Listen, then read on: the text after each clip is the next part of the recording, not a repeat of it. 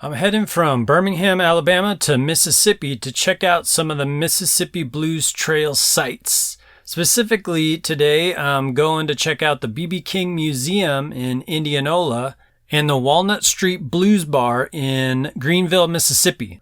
But first, I stopped to get some food at the Crystal Grill Cafe in Greenwood. This is a famous cafe. It's been around since the 1900s. Before vehicles, there was like wagons, and they would come to get their wheels fixed, and then they would stop off at this location to get coffee. And they're still there serving food now at this place called the Crystal Grill. So I went there, got some catfish. It was really good. Then I went out to Indianola. So this was the site of the B.B. King Museum, and it's also next to where B.B. King was born and where he grew up. So when I came in, I saw a bunch of people there and a bunch of things set up, and I found out that they had some live music going on. There was a whole event. Before relaxing to the live music, though, I went to check out the museum. I found out, one, that he's a super hard worker, so his work ethic was something that was very unique about him. But not only did he have a super strong work ethic that made him tour basically all of the time, and I think touring was really what contributed to his ultimate fame, he also dressed really nice. So he was notable in that he would always dress up for his gigs, which showed how much he cared and how much he cared about the fans. And I'm sure that came across in his music. In the, every single note that he played,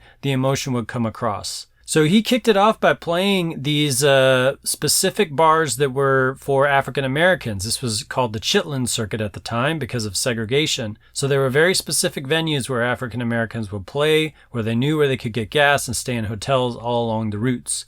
And he became famous within that route, but he didn't grow to global fame. He didn't grow to United States fame. He was mostly famous along that route initially. And then a big transition for him happened when he played at the Fillmore for the first time, and he saw this crowd of all white audiences.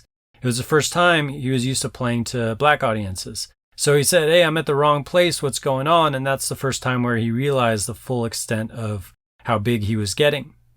So then I went to check out the music outside there. They had Jake and Pearl Street Jumpers playing, Lil Ray Neal Blues Band with members of the B.B. King's actual band, Mr. Sipp, the Mississippi Blues Child. And I actually remembered that I had a chair in my truck. So I went and got a chair and I sat down and just spent hours just hanging out, listening to music. It was great. Got some food.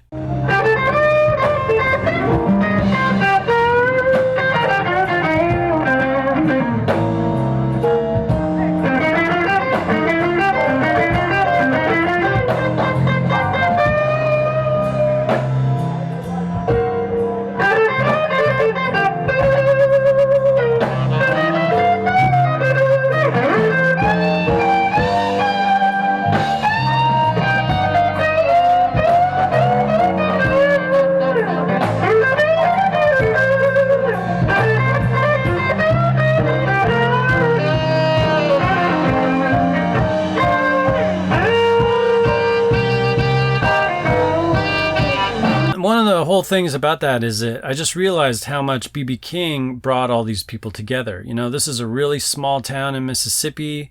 They're struggling here, and his music brought everybody here today in sort of this cohesive way.